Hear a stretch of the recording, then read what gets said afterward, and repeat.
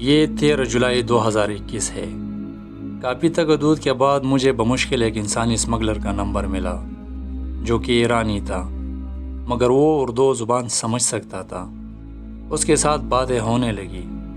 اس کے مطابق مجھے تیار ہو کے کوئٹہ نکلنا ہے۔ مجھے اسمگلر پر بھروسہ نہیں تھا کیونکہ اس کے باتوں میں سچائی بہت کم نظر آ رہی تھی۔ میں نے اس کو اعتماد میں لے لیا اور حاضر دماغی کا مظاہرہ کر کے اس سے پوری جانکاری لے لی۔ اب مجھے کسی ایسے بندے کی تلاش تھی جو کہ بھروسے کے لائق ہو۔ میں نے اپنی تلاش جاری رکھی اور کچھ دن بعد مجھے وزیرستان کے متین نامی لڑکے کا نمبر ملا جو کہ پشاور میں رہتا تھا۔ اس کے مطابق وہ سیمنٹ کا کاروبار چلا رہا تھا جس میں اس کو بڑی پیمانے پر لاس ہوئی ہے۔ وہ بھی میری طرح تھا، اپنے الجھنوں کو پیچھے چھوڑ کر بھاگ رہا تھا۔ اس کے مطابق اس کے پاس کوئٹہ کے ایک ایجنٹ کا نمبر ہے جو کہ پشتون ہے اور بھروسے کے لائق بھی ہے۔ ہم نے مل کر اس ایجنٹ کے ساتھ کانفرنس کال پر بات کی۔ وہ مجھے نہایت ہوش اخلاق اور بھروسےمند بندہ لگا۔ وہ ہمیں بار بار یہ بات سمجھانے کی کوشش کر رہا تھا کہ آج کل راستے ٹھیک نہیں ہے، آپ لوگ تھوڑا صبر سے کام لیں، اور اگر پھر بھی آپ لوگوں نے جانا ہے تو میں آپ کو نہیں لے جا سکتا کیونکہ میں اس طرح انسانی زندگیوں کو داؤں پر نہیں لگا سکتا۔ بعد میں مجھے پتہ چلا کہ یہ ایجنٹ اپنے کام میں نیا ہے، اس لیے اس میں انسانیت بہت زیادہ ہے، مگر اس کی نیٹ ورک بہت بڑا ہے۔ وجہ یہ تھی کہ اس کا ابو ایک بہت بڑا ایجنٹ ہے اور وہ اپنے ابو کی نیٹ ورک سے سہولت لے رہا ہے۔ خیر ہم نے مل کر یہ ٹان لیا کہ ہم نے پہلے ترکی جانا ہے، اور ایجنٹ کی منع کرنے کی وجہ یہ تھی کہ وہ ہمیں اعتماد میں لے رہا تھا۔ اس وقت ترکی کے تمام جنگلوں میں آگ لگی ہوئی تھی جو کہ ایک سازش کے تحت لگائی گئی تھی، جس کی وجہ سے ترکی میں سیکیورٹی الرٹ چل رہی تھی، اور اس کے علاوہ افغانستان میں جنگ زوروں پر تھی۔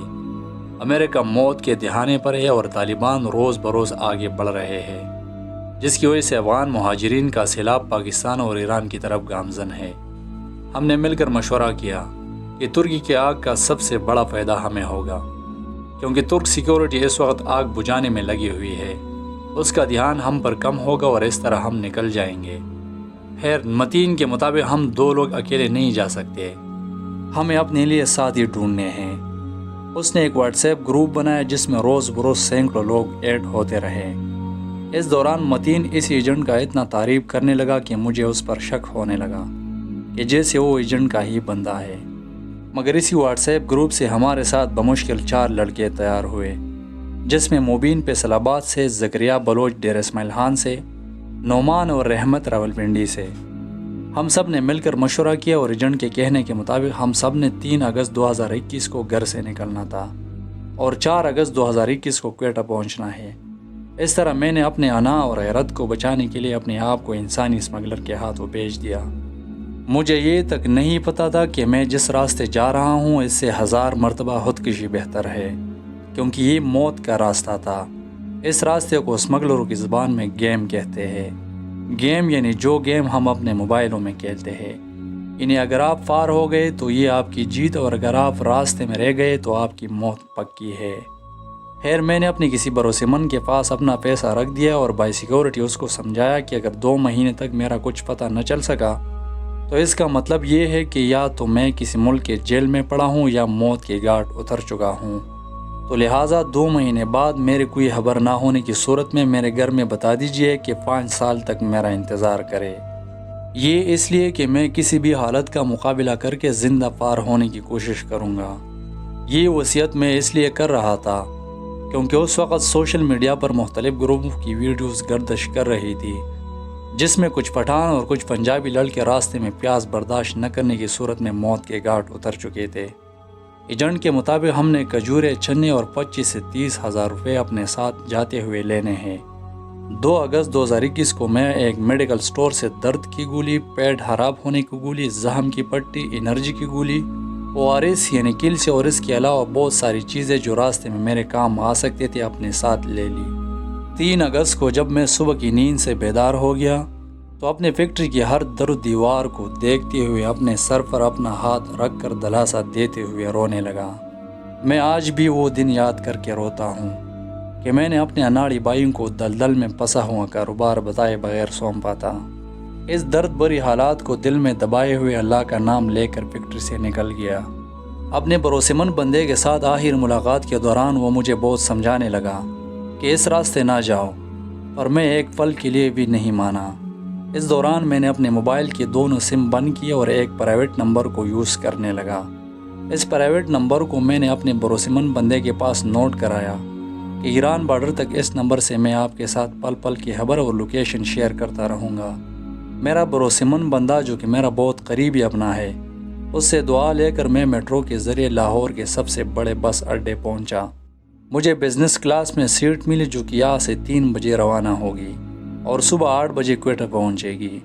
بس میں بیٹھنے سے پہلے میرے بھروسے مند بندے کا میرے پاس 1000 مرتبہ کال آئی کہ نہ جاؤں، مگر میں نہیں مانا۔ میں ارادہ کر چکا تھا تو نکل پڑا۔ میرے گیم کے باقی دوست اپنے اپنے شہروں سے نکل پڑے۔ ہم سب نے یہ مشورہ کیا تھا کہ صبح 8 بجے ہر ایک نے کوئٹہ پہنچنا ہے۔ صبح 8 بجے سارے دوست کوئٹہ پہنچ گئے تھے، مگر میرا بس لیٹ ہو گیا تھا۔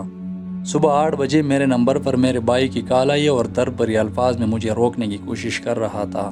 وہ الفاظ آج بھی میرے کانوں میں گونج رہے ہیں۔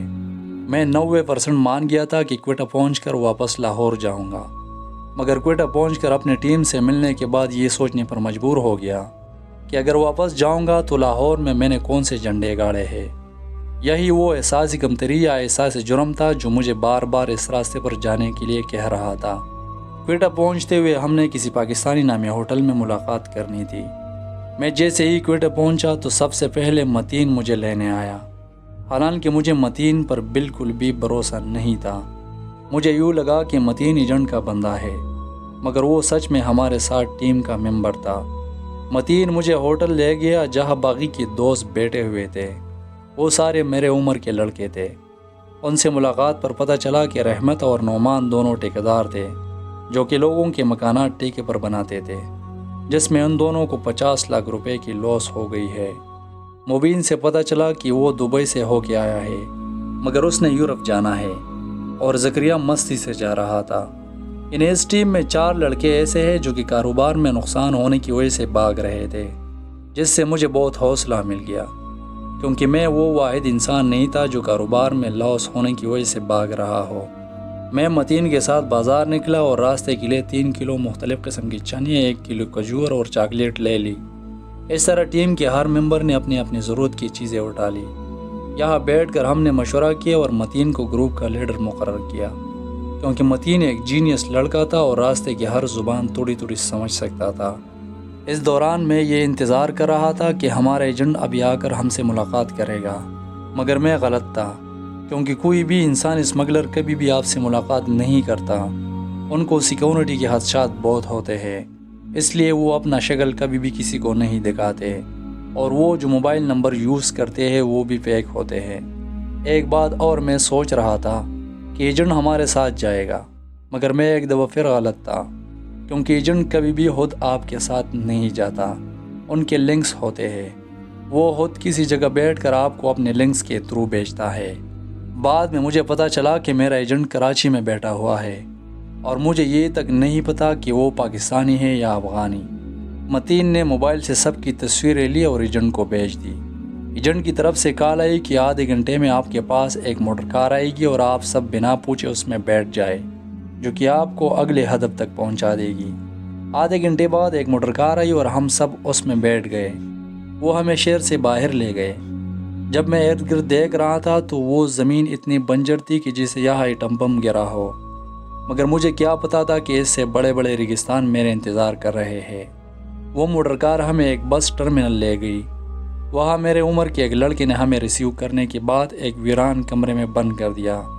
اس دوران ہم سب نے شلوار قمیض پہنا تھا، مگر مبین کے پاس پینٹ شرٹ تھی۔ وہ لڑکا ہمیں آگاہ کرنے لگا کہ شلوار قمیض نہ ہونے کی صورت میں راستے میں پولیس آپ کو تنگ کرے گی، جس کا براہ راست اثر میرے گیم پر پڑے گا، تو لہٰذا مبین کے لیے اسے ہمیں 300 روپے میں 1 عدد شلوار قمیض خریدنے پڑے۔ ٹھیک 11 بجے ہم بس میں چڑھے اور سب سے آخر والی سیٹ ہمارے لیے ایجنٹ کی طرف سے خریدی گئے تھے، مگر وہاں 5 بندوں کے بیٹھنے کی جگہ تھی اور ہم 6 بندے تھے، مگر ہم نے کمپرومائز کر کے ایک دوست کو سیٹوں کے پیچھے لٹانا پڑا۔ ٹھیک 11 بجے بس ٹرمینل سے نکلتے ہوئے ہمارا انسانی گیم یعنی ڈنکی یہاں سے شروع ہوئی۔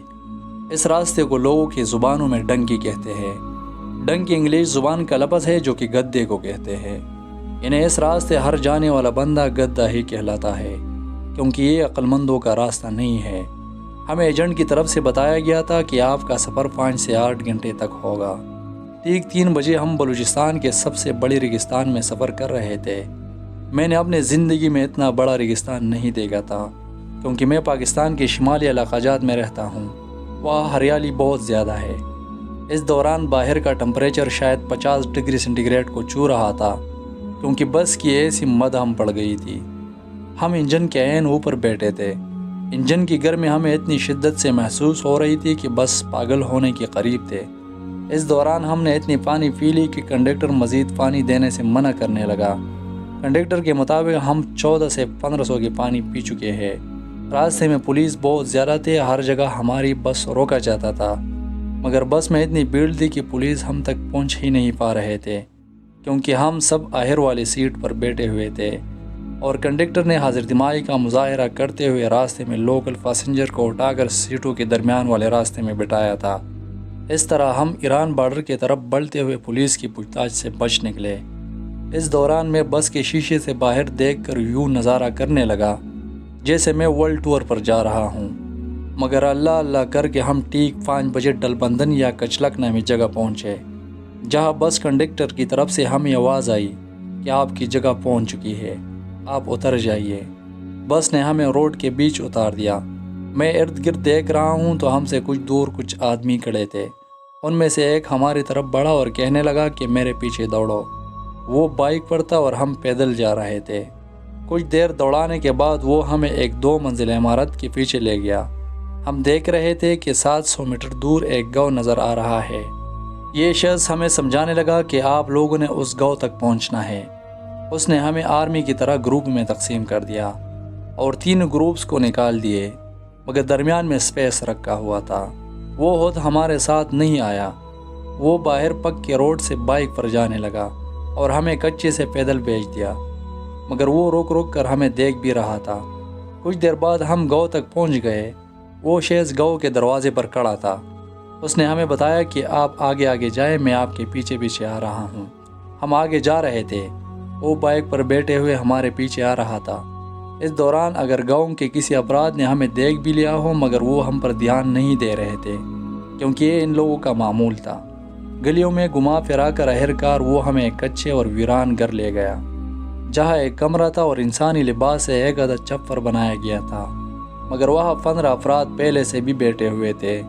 یہ افراد ہمارے انتظار میں بٹھائے گئے تھے، کیونکہ یہ لوگ آپ کو تب آگے لے کر جاتے ہیں جب 30 سے 40 بندوں کا گروپ برابر ہو۔ اسی دوران ایک بلوچ آیا اور کہنے لگا کہ 2 بندے میرے پیچھے آئے اور اپنا پانی لے لے۔ جب میں اندر گیا تو ایک فریج میں برف ڈال کر اس میں بہت ساری پانی کے بوتل ڈالے گئے تھے۔ بلوچ کے مطابق آگے ایک بہت بڑی صحرا آپ کی انتظار کر رہی ہے، جو جتنا پانی اٹھا سکتا ہے اس کے لیے آب حیات ہے۔ مجھے چونکہ پیاس سے مرنے کا کوئی پلان نہیں تھا، تو میں نے 1.5 لیٹر والے 3 بوتل اٹھائے اور 1 لیٹر پانی میرے ساتھ پہلے سے موجود تھی۔ میں نے اپنا اندازہ لگایا کہ 5.5 لیٹر پانی پر بڑی سی صحرا میں بھی میں 3 دن تک زندہ رہ سکتا ہوں۔ کچھ دیر بعد بلوچ پھر سے آیا اور منہ ڈھانپنے کے لیے ایک کپڑا دیا جسے ہم رومال کہتے ہیں۔ وہ ہم سب کو کھجورے اور چنے بھی دینے لگا۔ سب نے لے لیے اور میرے پاس چونکہ لوڈ زیادہ تھا تو میں نے لینے سے انکار کر دیا۔ سب لوگ میں پیار محبت سے چیزیں بانٹنے کے بعد بلوچ عرض کرنے لگا کہ پیسے نکالو۔ ہم سمجھ رہے تھے کہ یہ چیزیں ہمیں ایجنٹ کی طرف سے فری دی جا رہی ہے، مگر ہم چونکہ ان کے قبضے میں تھے تو ایک چیز کی اس نے ڈبل قیمت وصول کی۔ کچھ دیر بعد 2 لڑکے مزید آ کر ہم میں شامل ہو گئے، اور اس سے مزید کچھ دیر بعد 10 لڑکے اور آ کر ہم میں شامل ہو گئے۔ تو اس طرح ہمارا گروپ 30 سے 35 افراد تک پہنچ گیا۔ یہ مختلف ایجنٹوں کے گروپ تھے۔ پوچھنے پر معلوم ہوا کہ یہ بلوچستان کا علاقہ ہے اور ہمیں ہمارے ایجنٹ نے ان کے ہاتھوں بھیج دیا ہے۔ اسی دوران 3 بلوچ آدمی آئے، ان میں سے ایک لڑکا تھا جو کہ شکل سے بڑا جینیس لگ رہا تھا۔ وہ آگے بڑھا اور ہر ایک ایجنٹ کا گروپ علیحدہ کرنے لگا۔ اس نے ہر گروپ کو علیحدہ ٹوکن دیا۔ اپنے ایجنٹ کا نام لینے پر ہم کو بھی ایک ٹوکن ملا، جس پر فرید نامی شخص کا نام اور موبائل نمبر درج تھا۔ اس نے ہمیں سمجھایا کہ جب آگے آپ سے پوچھا جائے کہ آپ کس کے بندے ہو تو آپ میرا نام لیں گے۔ اس نے شاید اپنا نام حسین بتایا۔ اب اس نے تمام گروپوں کے اکٹھا کیا اور اعلان کیا کہ ہر شخص 500 روپے نکالے۔ ہمارے منع کرنے پر وہ کہنے لگا کہ اس راستے پر ہم آپ لوگوں کو سیکورٹی دے رہے ہیں، یہ آپ کی سیکورٹی کا پیسہ ہے، اور جو دینے سے منع کرے گا تو میں اسے آگے نہیں لے کر جاؤں گا۔ خیر ہمیں مجبوراً وہ پیسے دینے پڑے۔ تو جی ناظرین، کنفیوز ہونے کی بالکل بھی ضرورت نہیں ہے۔ یہ جو کہانی تھی یہ میں نے پشتو میں بنائی تھی، اور ابھی میں نے خود اس کی ٹرانسلیٹ کی، پیچھے میں پشتو میں باتیں کر رہا ہوں اور آگے میں اردو بول رہا ہوں۔ تو انشاءاللہ العزیز جو بھی دوست ہمارے پاس ابھی سیکنڈ ایپیسوڈ یہ ابھی چل رہا ہے، جو بھی دوست ہمارے ساتھ سیکنڈ ایپیسوڈ دیکھ رہے ہیں، آپ سب سے گزارش ہے کہ پیج کو لائک کرے، فالو کرے، اور ادھر کونے میں تیر کا نشان ہے تو یہ دبانا مت بھولیے گا، تاکہ یہ ویڈیو آپ کے دوستوں کے ساتھ بھی شیئر ہو جائے، اور آپ کا کمنٹ سے ہمارے حوصلہ افزائی ہوتی ہے۔ ویڈیو کو لائک کرے، کمنٹ کرے، اور انشاءاللہ العزیز آپ کی کمنٹ کے حساب سے ہم اپنا اگلا جو ایپیسوڈ ہے وہ ہم اپلوڈ کریں گے۔ تو آپ انتظار کیجئے گا، کل انشاءاللہ تیسرا ایپیسوڈ اپلوڈ ہم کریں گے، تو ہمارے ساتھ رہیے۔ بہت شکریہ۔